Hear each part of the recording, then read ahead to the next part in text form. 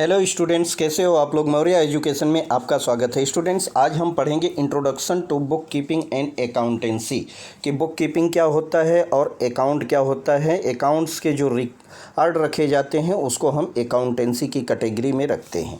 तो यहाँ पर हमको कुछ फर्स्ट चैप्टर में दिया हुआ है, इसके कंटेंट्स हैं कि meaning and definition and objective पढ़ना है हमको। इम्पोर्टेंस ऑफ बुक कीपिंग, इसके महत्व क्या है, इसके इम्पोर्टेंस क्या है, इसके बारे में हमको पढ़ना है। Difference between book keeping and accountancy, book keeping क्या होता है और अकाउंटेंसी क्या होता है और दोनों में अंतर या डिफरेंस क्या होता है, इसके बारे में पढ़ना है। Meaning and definition of accountancy, basis of accounting system पढ़ना है। देखिए, हमको qualitative characteristics of accounting information पढ़ना है। बेसिक अकाउंटिंग टर्मिनोलॉजीज़ पढ़ना है। 1.8 में हमको accounting concept, conventions and principles पढ़ना है।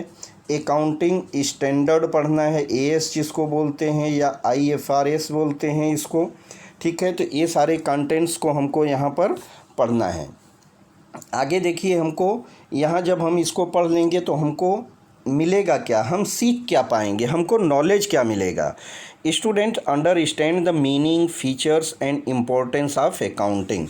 जब हम इसको पढ़ लेंगे स्टूडेंट्स तो हमको इसका मीनिंग मतलब परिभाषा बोलते हैं हिंदी में, या डेफिनेशन कर सकते हैं। फीचर्स क्या क्या होते हैं, इसके इम्पोर्टेंस क्या हैं, ये सारी चीज़ें हम सीख जाएंगे। आगे बेसिक अकाउंटिंग का कॉन्सेप्ट सीख जाएंगे और टर्मिनोलॉजीज सीख जाएंगे।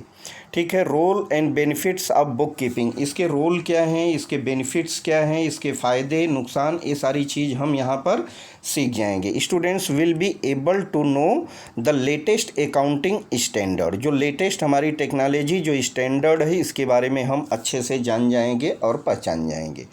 तो इंट्रोडक्शन दिया है यहाँ पे स्टूडेंट्स की बुक कीपिंग किसको बोलते हैं। देखिए, बुक कीपिंग का सिंपल सा हमको यहाँ पर रूल दिया हुआ है, डेफिनेशन दिया है कि बुक कीपिंग इज, क्या दिया है, book keeping is a related record of business transaction, business enterprise and other organization deals in activities and involves exchange of money और मनीज वर्थ। क्या दिया है यहाँ पर, देखिए, मनी एंड मनीज वर्थ दिया है। पैसे के जगह पैसे का लेन देन हो या उसके बदले में किसी वस्तु का एक्सचेंज हम करते हैं या उसको हम देते हैं, लेते हैं, तो हमारा अकाउंटिंग के दायरे में आता है। ठीक है, तो इसका एक बेसिक सा जो रूल दिया है इसको आपको अच्छे से समझ लेना है।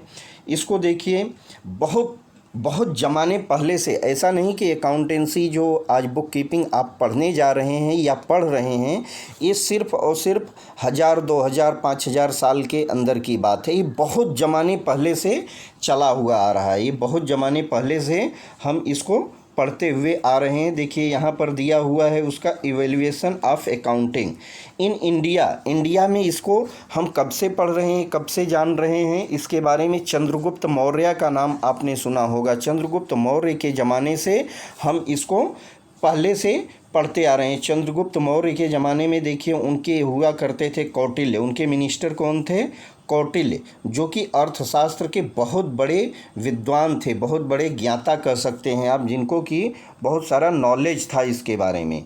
ठीक है, तो उस टाइम से इसको हम यूज करते आ रहे हैं और उस टाइम पे इसका नाम क्या था, उस टाइम पे इसको हम बोलते थे देसी नामा। इसका क्या नाम था, देसी नामा था।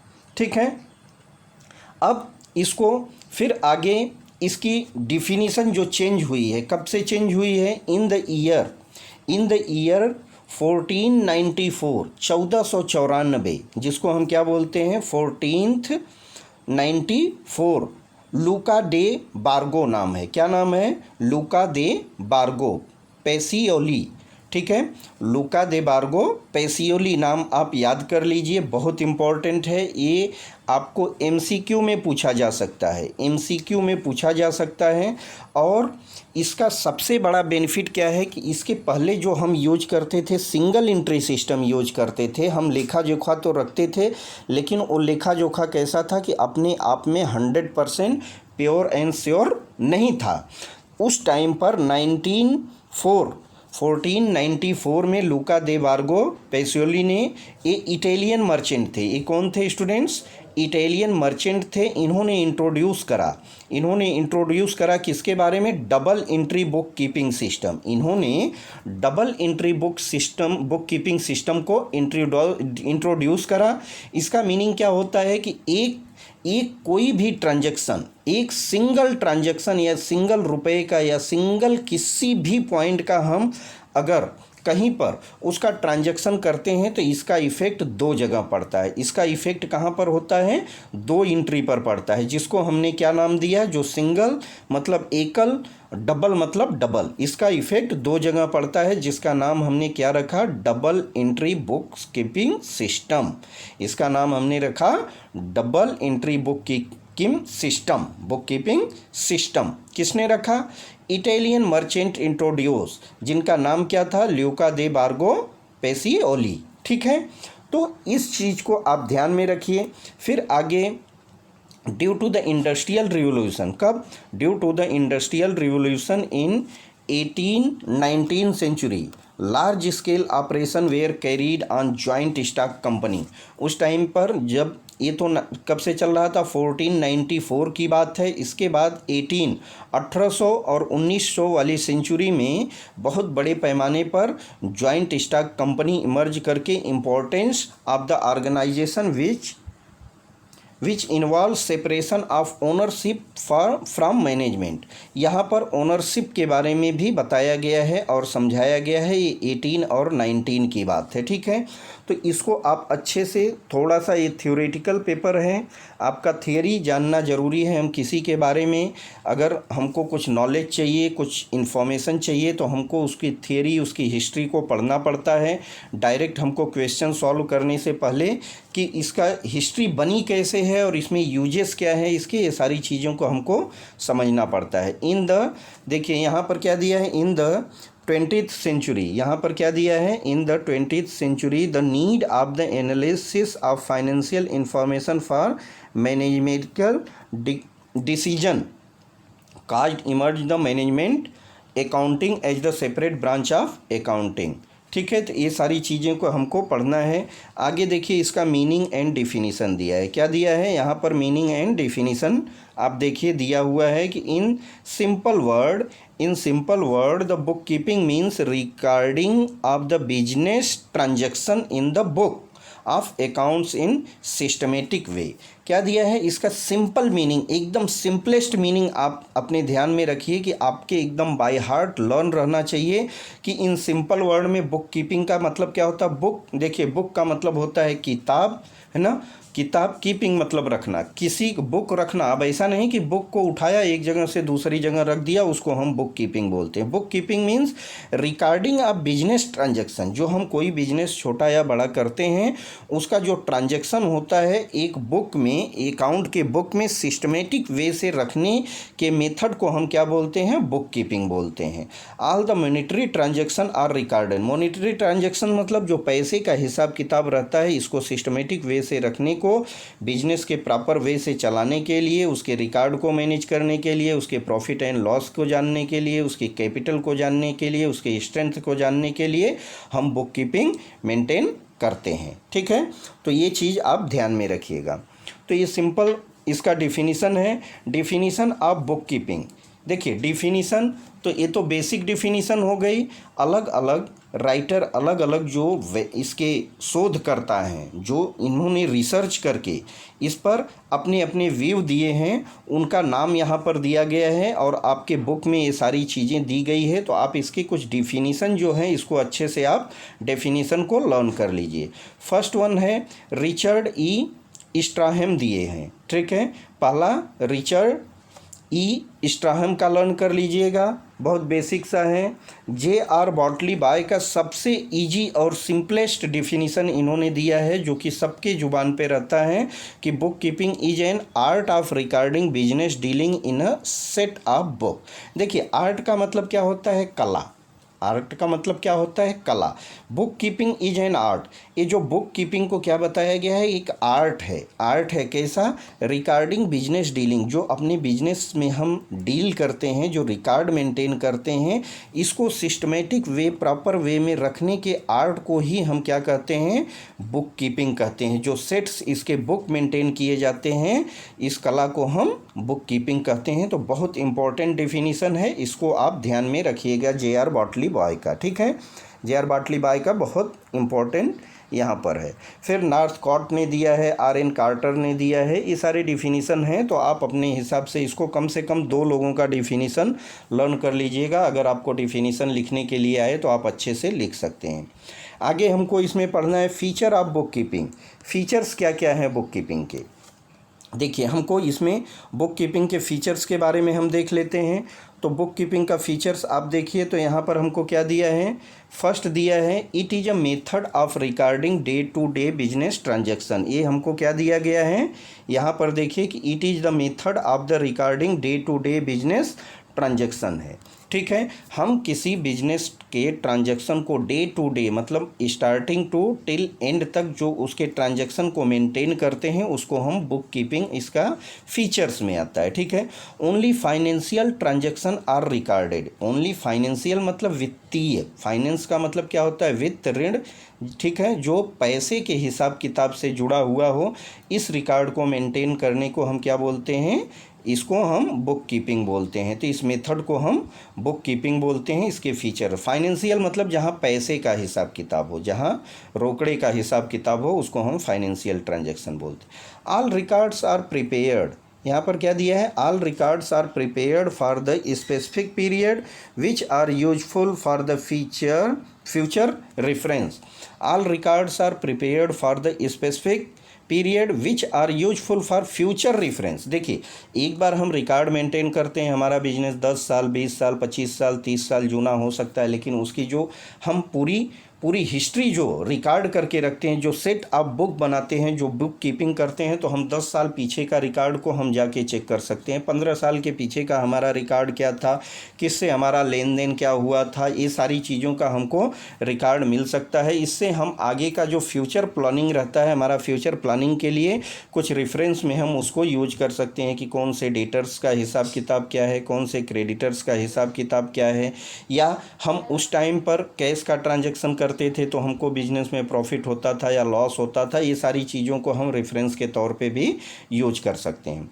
Record of transaction based on rules and regulation, जो भी इसमें रिकॉर्ड हम मेंटेन करते हैं, क्या करते हैं, ये रूल्स एंड रेगुलेशंस जो हमारे नियम कानून के तहत होता है, इसके कुछ रूल्स हैं। ऐसा नहीं कि हम अपने मन से कुछ भी रिकॉर्ड मेंटेन करते हैं। It is an art of recording business transaction, JR. बाटली बॉय का आपने पढ़ा है ना। इट इज़ एन आर्ट, एक क्या है, एक कला है, रिकॉर्ड करने की, लिखने की, रखने की, बिजनेस ट्रांजैक्शन साइंटिफिकली, जो वैज्ञानिक तरीके से बिजनेस रिकॉर्ड को मेंटेन करने के तरीकों को हम क्या बोलते हैं, ये भी इसका बुक कीपिंग का फीचर्स है, ठीक है।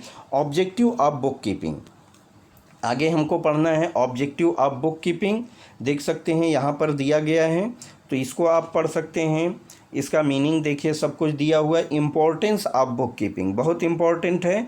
1.2 में हमको क्या दिया है यहाँ पर, इम्पोर्टेंस ऑफ बुक कीपिंग। अब देखिए इसके इम्पोर्टेंस क्या क्या हैं।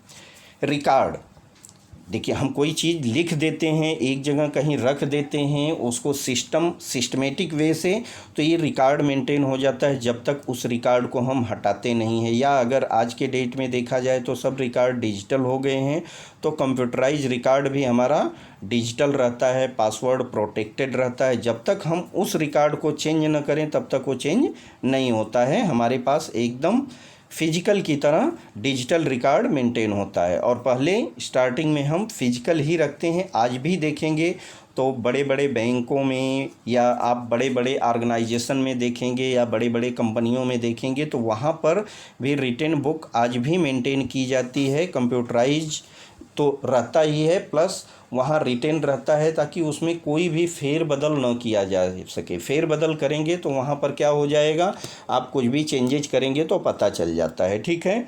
तो एक रिकॉर्ड हो जाता है। It is not possible for anyone to remember all transaction दिया है। रिकॉर्ड का मीनिंग क्या है कि कोई भी ट्रांजैक्शन को हमको ऐसा नहीं कि हमको हमेशा जुबान पर याद रहे, इसके लिए हम उसको रिकॉर्ड करके लिखते हैं, ठीक है। But book keeping maintains record of all transaction permanently and systematically in the book of account.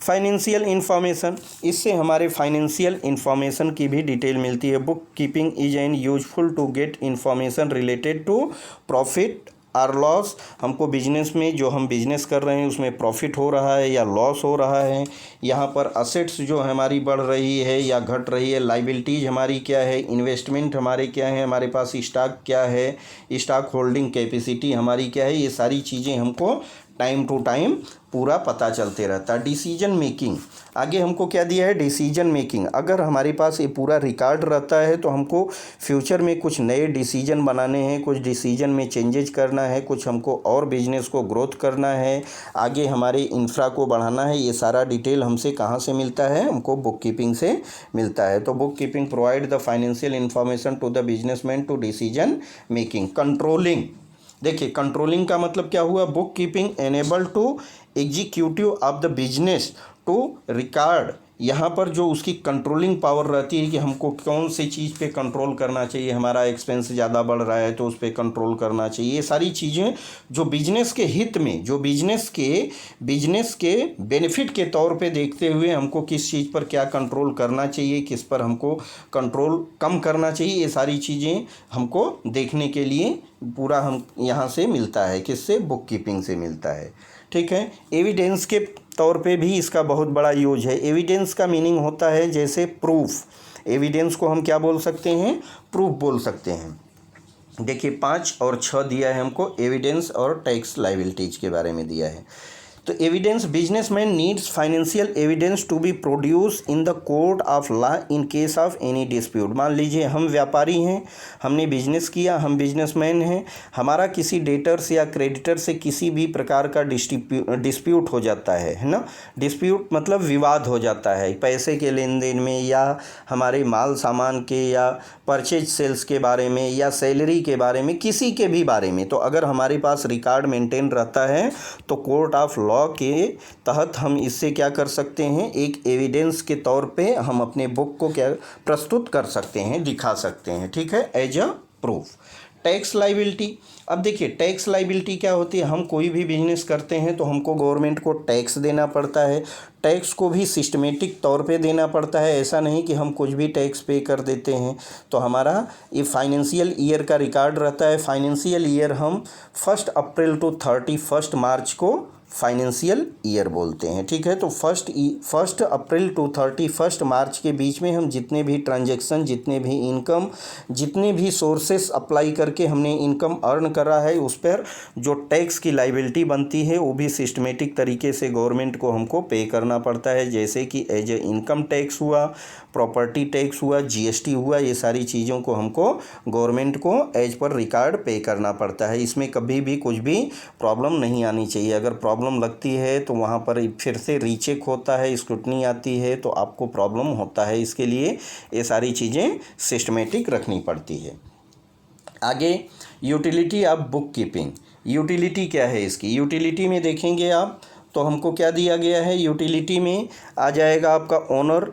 The businessman can find profit and loss. Owner का बेनिफिट क्या है, वो अपने प्रॉफिट एंड लॉस को देख सकता है, उसकी एसेट्स क्या है, एसेट्स को देख सकता है, उसके ऊपर लायबिलिटीज़ क्या है, इंटरप्राइजेज की, ये सारी चीज़ वो कभी भी किसी भी टाइम पर चेक कर सकता है। किस पे, utility of book keeping. Book keeping के माध्यम से वो सारे रिकॉर्ड को मेंटेन किया है तो ये सारी चीज़ें वो हमेशा देख सकता है। Management of an enterprise can plan, take decision and control overall business activity. उसका मैनेजमेंट स्ट्रांग रहेगा क्योंकि सारी चीज़ें जब मेंटेन किया है तो वो अपने प्रॉफिट एंड लॉस, अपनी लायबिलिटीज, अपनी एसेट्स को देखते हुए वो डिसीजन परफेक्ट ले सकता है। Investor can take proper decision where the invest or not. देखिए बड़ी बड़ी कंपनियों के क्या रहते हैं, पहले वो लोग बैलेंस शीट देखते हैं, उसकी प्रॉफिट एंड लॉस देखते हैं, उसका बिजनेस का ग्रोथ कैसा है, कंपनी का बैकग्राउंड क्या है, ये सारी चीज़ को देखकर वो डिसीजन बनाते हैं कि हमको यहाँ पर इन्वेस्ट करना चाहिए, अदरवाइज नहीं करना चाहिए। तो ये भी इसका एक बहुत बड़ा प्लस पॉइंट रहता है। Customer can easily understand financial position of the business. Customer को भी उसके फाइनेंशियल पोजीशन, बिजनेस आपकी दुकान छोटी या बड़ी है, अगर आपके दुकान में पता चला दुकान खाली खाली दिख रही, मतलब दुकान का कंडीशन अच्छा नहीं, दुकान भरी भरी दिख रही है, आपके पास बड़ी कंपनी है, एम्प्लॉई है, वहाँ पे सारी सुविधाएं आप अच्छे से मैनेज कर रहे हैं, तो ये क्या रहता है, इससे कस्टमर अट्रैक्ट होते हैं। Government can easily find the different types of taxes due from various sources. Government भी आपका ऑनलाइन सारा रिकॉर्ड चेक कर सकती है। क्यों? क्योंकि आपके रिकॉर्ड एक बार जब आप सबमिट करते हैं तो वो पूरा डिजिटल हो जाता है। कभी भी उस रिकॉर्ड से आपके कुछ भी टैक्स के ड्यू के बारे में या आपका एडवांस टैक्स के बारे में ये सारी चीज़ गवर्नमेंट फाइंड आउट कर लेती है। Lenders, money lender can financial standing of the. देखिए लेंडर मतलब होता है जो हमारे बिजनेस के लिए पैसा देते हैं या पैसा लगाते हैं या हमको फाइनेंस की ज़रूरत पड़ती है, तो हमारी balance sheet, profit and loss balance sheet सारी चीज़ें बयां कर देती है कि आपका कंडीशन आपके बिजनेस का क्या है, 10 साल पहले क्या था, 5 साल बाद क्या है, आगे फ्यूचर क्या हो सकता है, क्योंकि आपका बिजनेस का ग्रोइंग जो ग्राफ रहता है ये सारी चीज़ बताता है। यहाँ पर development business enterprise can be achieve of the business grow will the help of the accounting. इसके तहत हम क्या करते हैं, अपने बिजनेस को ग्रो करने के लिए बहुत सारी चीज़ें कर सकते हैं। अब देखिए आगे हमको दिया है, इसको हम थोड़ा सा देख लेते हैं कि different between book keeping and accountancy. जो हमारी बुक कीपिंग और अकाउंटेंसी का हमको डिफरेंस यहाँ पर देखना है। यहाँ पर हम दोनों का डिफरेंस देखेंगे। देखिए हमको पॉइंट दिया है, बुक कीपिंग में हमको क्या रहता है और अकाउंटेंसी में क्या रहता है। मीनिंग दिया है, फर्स्ट वन में क्या दिया है, मीनिंग दिया है। मीनिंग में हमको दिया है कि बुक कीपिंग का मीनिंग हमने पढ़ा, it is a concern with the recording and classifying the business transactions.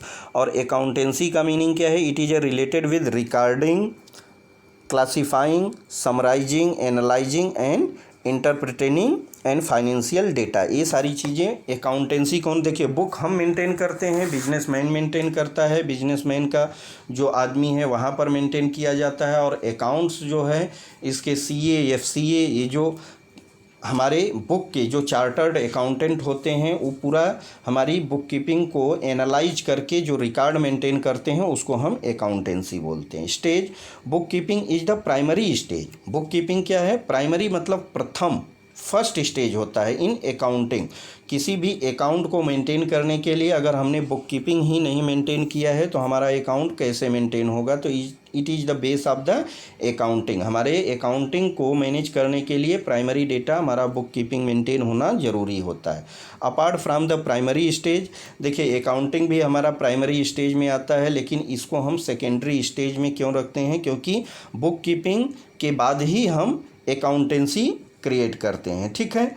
Objective, यहाँ पर देखिए ऑब्जेक्टिव बुक कीपिंग की जगह हम क्या रख सकते हैं, फाइनेंशियल ट्रांजैक्शन है in proper and systematic manner है। यहाँ पर क्या है, यहाँ पर देखिए दिया है the objective of the accounting is the prepare the financial statement or further communicate the information to the relevant authorities.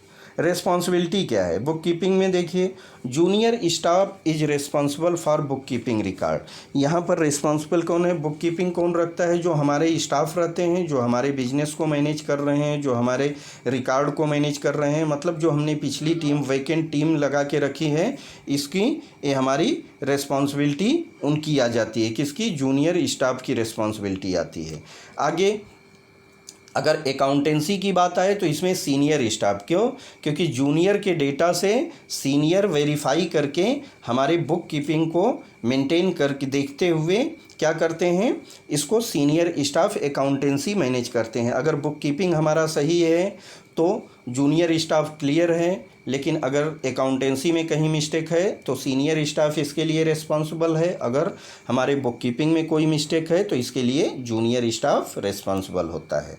ठीक है। Book keeping basically result in journal and ledger. देखिए आउटकम्स, इससे रिजल्ट क्या निकलता है, हमको मेंटेन क्या होता है बुक कीपिंग, ये हमको जर्नल और लेजर दो चीज़ मेंटेन किया जाता है। और यहाँ पर क्या होता है, जो हमारी अकाउंटेंसी होती है, ये रिजल्ट इसका क्या बताता है, अकाउंटेंसी में प्रॉफिट एंड लॉस बताता है हमारे बिजनेस का। और बैलेंस शीट, बैलेंस शीट मतलब समझ लीजिए एक तरह से आप तराजू इसको समझ लीजिए, तराजू आपको मालूम होगा जो कि बैलेंस करता है, एक तरफ हम वेट रखते हैं, एक तरफ हम मटेरियल रखते हैं, जब दोनों इक्वल होते हैं तब हम बोलते हैं इक्वलिटी है। तो यहाँ पर भी दोनों बैलेंस देखना पड़ता है, एक तरफ एसेट्स रहता है और एक तरफ लाइबिलिटीज रहती है, एसेट्स इक्वल टू लाइबिलिटीज हमेशा बराबर रहती है। तो इससे हमारा क्या दिखता है कि फिगर, बैलेंसिंग फिगर यहाँ पर बताया जाता है।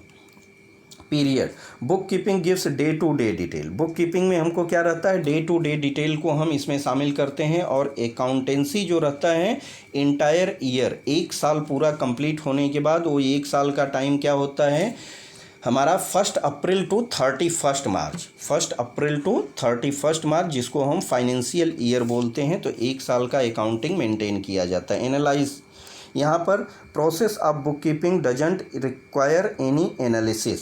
यहाँ पर किसी भी प्रकार का हमको एनालाइज करने के लिए किसी भी प्रकार की शोध की ज़रूरत नहीं रहती, हमको सिर्फ और सिर्फ रिकॉर्ड मेंटेन करना रहता है। Accountant uses book keeping information, लेकिन अकाउंट के लिए, अकाउंटेंसी के लिए अकाउंटेंट क्या यूज करता है, फर्स्ट हमारा जो प्राइमरी डेटा है बुक कीपिंग के इंफॉर्मेशन को एनालाइज करता है, interpret the data and then compile it into the record. हमारा जो बैंक का ट्रांजैक्शन रहता है, हमारा पासबुक रहता है, स्टेटमेंट रहता है, ये सारी चीज़ों को पूरा वेरीफाई करने के बाद अकाउंट हमारा मैनेज करता है। डिसीजन मेकिंग, इससे हम डिसीजन क्या बनाते हैं कि management can not take any decision based on the data provided by book keeping. Book keeping एक कच्चा चिट्ठा की तरह होता है, लेकिन इससे क्या है कि ये प्योर सर्टिफाई नहीं रहता है, इससे हम कोई भी डिसीजन, प्रॉपर डिसीजन नहीं बना सकते हैं। लेकिन अगर हमारा अकाउंटेंसी का प्रॉपर डेटा मेंटेन है तो depending on the data provided by the accountant the management can take critical decision, business decision. यहाँ पर किसी भी प्रकार का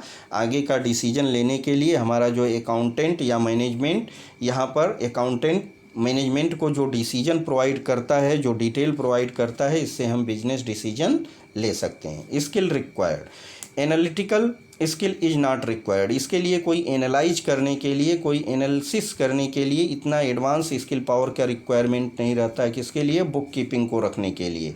लेकिन हमारा जब अकाउंटेंसी, अकाउंट मैनेज किया जाता है तो इसके लिए हमको it requires analytical skill, analyse करने के लिए एनालिटिकल स्किल वाले, जैसे कि अकाउंटेंट होते हैं, FCA, CA, ये सारी चीज़ों को ये लोग देखते हैं और पूरा एनालाइज करके ही हमारे रिकॉर्ड को मेंटेन करते हैं। आगे हम पढ़ेंगे meaning and definition of accountancy, तो इसको हम नेक्स्ट पार्ट में पढ़ेंगे स्टूडेंट। तब तक के लिए आप इसको ध्यान से पढ़िए, ध्यान से समझिए, बहुत इंपॉर्टेंट चैप्टर है। अगर आपका बेसिक थियरी क्लियर रहेगा तो आप अच्छे से इसको प्रिपेयर कर सकते हैं। चलिए मिलते हैं नेक्स्ट वीडियो में, तब तक के लिए थैंक यू, बाय।